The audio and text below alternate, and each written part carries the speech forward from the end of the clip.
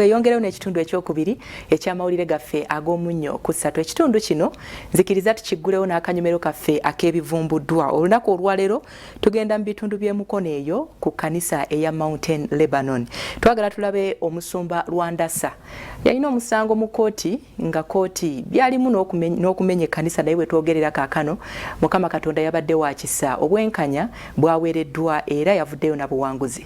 Sanyu embuutu n'amazina byebisiibye ku kkanisa eya Mount Lebanon Christian Church emukono nga bajaganya olw'okuwangula omusango ogwalimu okumenya ekkanisa eno n'okugobamu abagisumba.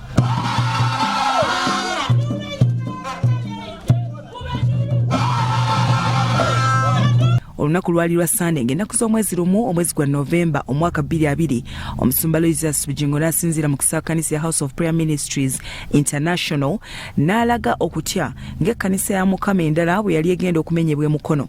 Omusumba yalangirira okugisabira kyokka n'aduumira eggye ly'abannamawulire aba Soul Television bamukuŋŋaanya okutandika okunoonyereza ku vulugu ebirumira n'obunafu ebyali mu nteekateeka ekkanisa eno mwe yali eragiddwa okumenyebwa ku Lwokuna ng'ennaku z'omwezi 5-2020 wakati ku muggalo emboozi yaffe eyasooka ku kunoonyereza kwaffe yayita ku mpewo eza Salt TV mu munnyo ku 3 wansi w'ebivumbuddwa we twamalira nga tukizudde ng'ab'ekkanisa eya Mount Lebanon Christian Church emukono wansi w'omusumba Samuel Rwandasa baali babalanga bwemage.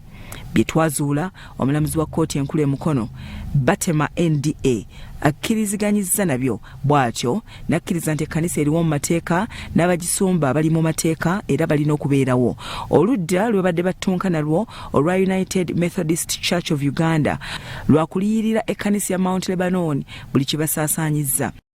Abakkiriza n'abaagaliza ekkanisa eno okubeerawo beeyiye mu kifo we basabira wakati mu ssanyu n'okutendereza omutonzi ne begattibwako omusumba Samuel Rwandasa wamma amazina ga Yesu ne galyoka gakoya.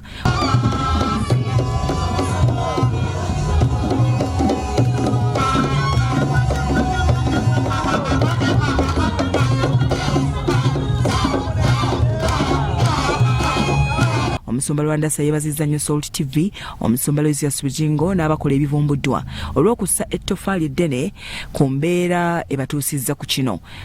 Njagala nnyo okwebaza Salt Media olw'omulimu omulungi gwekoze mu ggwanga lyaffe n'ebweru w'eggwanga.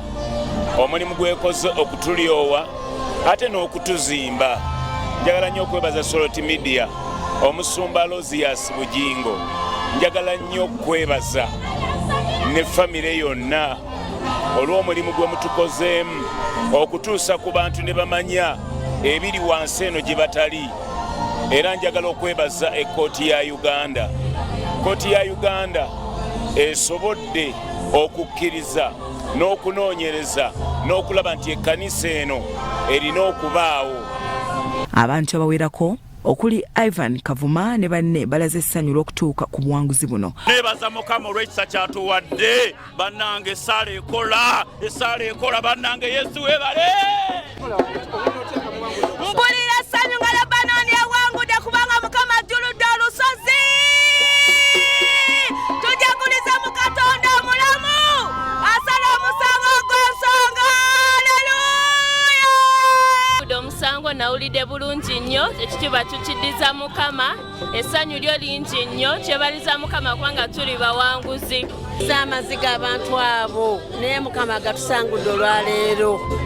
Twebaza nnyo Mukama, twebaza omusumba Bujingo bannange yatukola bulungi. Abasinga baali tebamanyi gamanyi nti ffe babbi naye Mukama Bujingo Mukama yamuwa omukisa n'ayogera bonna baabitegeera Mukama. Era tumwebaza Mukama kubanga olwaleero tuli baddembe. Tuli basanyufu nnyo musumba wangudde omusango abalabe be bamanyi olunaku lwaleero kituweereddwa nti Lebanon nga bwe yannyonnyola emboozi olwasooka abatuyita ababbi olwaleero azze kinnyonnyola ng'addamu ekibuuzo kimwali mwamubuuza baani ababbi. Banne twebaza Katonda kubanga ettaka lyaffe lituweereddwa mu butongole. Omusumba Steven Semusu omu ku bakulembeze mukono yeebazizza nnyo Salt TV, omusumba Lucius Bujingo n'abakozi baayo olw'okuvaayo ne bayiwawo omubiri ku lw'ekkanisa eno. Akaseera kano mukiseera ekiringawo ekiti naddala okusookera ddala okwebaza Salt Media.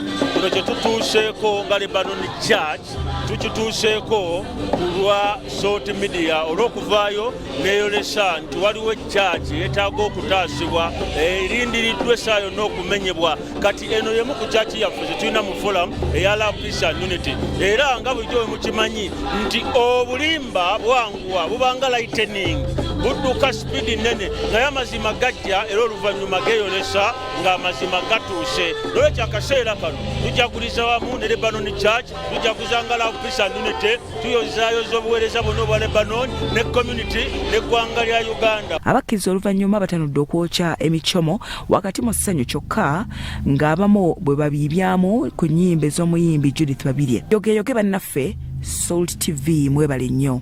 Bya Robert Mutebi ne Yasin Chikoyo, Salt TV Omunnyo.